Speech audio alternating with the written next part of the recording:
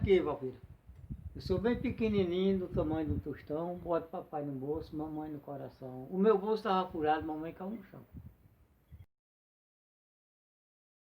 Boa tarde, Valquíria. Aqui é Cristina, a mãe de José Ravan. É a historinha que eu escutava da minha mãe, que ela sempre tanto contava para mim como cantava. A historinha é assim: eu sou tão pequenininho, do tamanho de um botão. Carregue papai no bolso e mamãe no coração. O bolso estava furado, papai caiu no chão. Mamãe, que era mais querida, ficou no meu coração.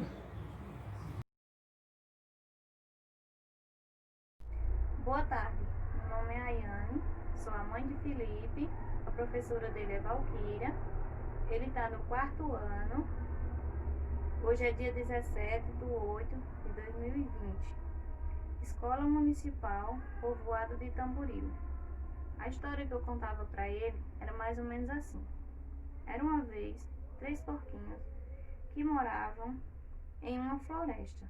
Um dia, um porquinho decidiu fazer uma casa de palha para eles morarem, mas o lobo, muito malvado, soprou, soprou, até que derrubou. Eles novamente fizeram outra casa, só que agora de cimento. Então, novamente, o lobo malvado soprou, soprou, e não derrubou, e foi embora. E os 3 porquinhos foram felizes para sempre. Fim. Os 3 porquinhos e o lobo mau. Era uma vez 3 porquinhos, muito felizes em suas casas. Eles eram chamados de Cícero, Heitor e Prático.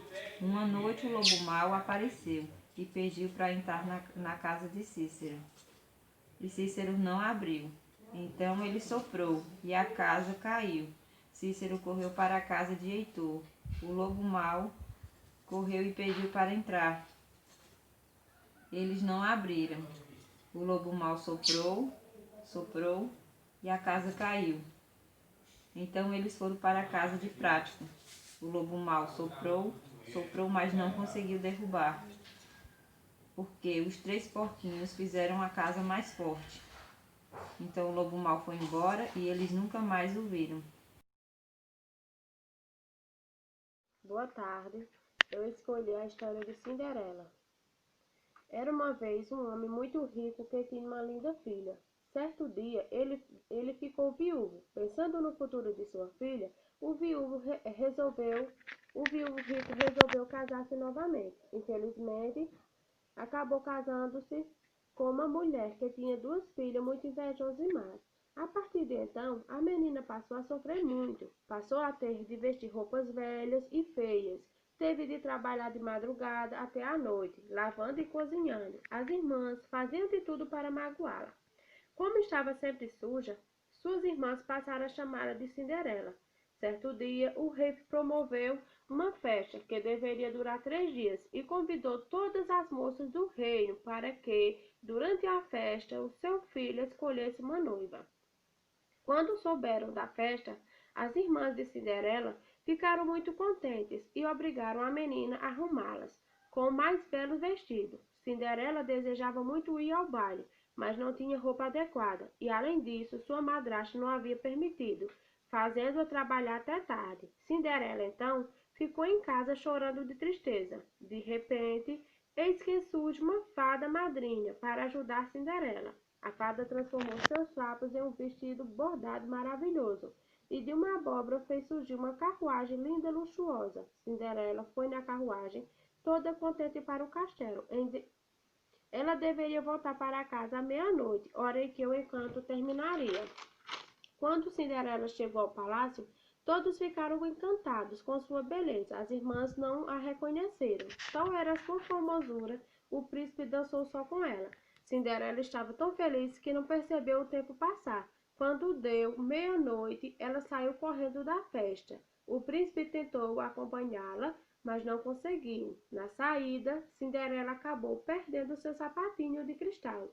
O príncipe, apaixonado pela moça, recolheu o sapatinho e disse: A jovem em cujo pé couber este sapatinho será minha esposa. Nenhuma moça tinha o pé tão pequeno, nem mesmo as irmãs de Cinderela.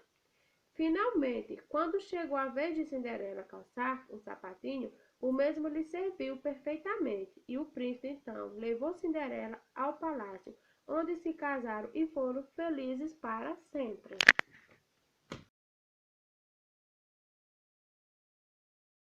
A Bela Adormecida.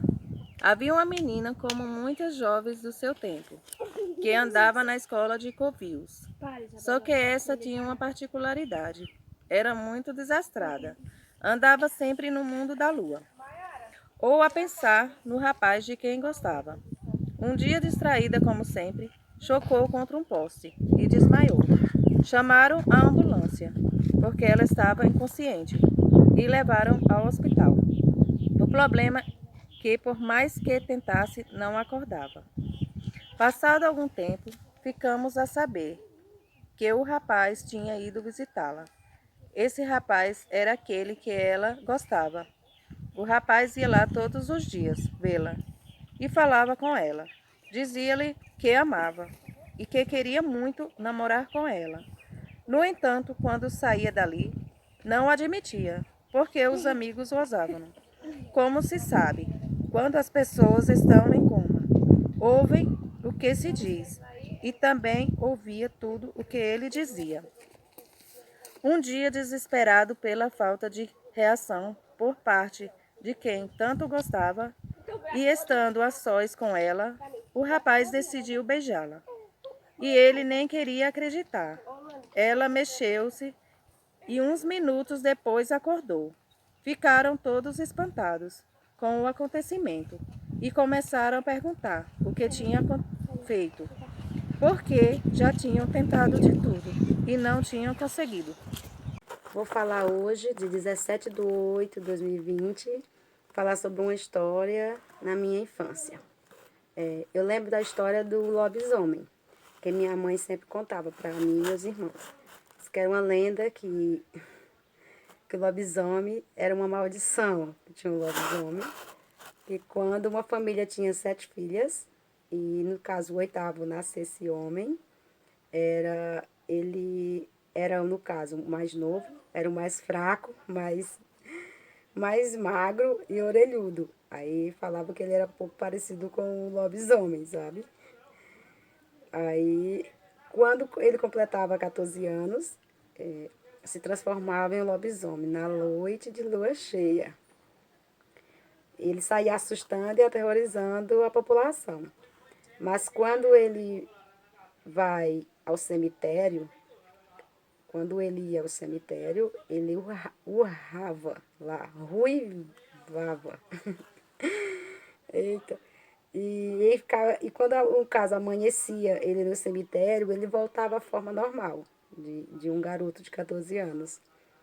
Mas toda lua cheia, quando sempre tinha lua cheia, ele sempre ia voltar para a forma de lobisomem. E essa é a história. A mãe contava para nós, que eu lembro muito bem, porque a gente brincava no quintal, do lado de fora. Aí quando era noite, a gente não queria entrar. Aí ela contava essa história pra gente ter medo, pra gente não ficar sozinho lá de fora brincando. Ô Valquíria, essa é a minha história, viu? Que eu lembro um pouco só.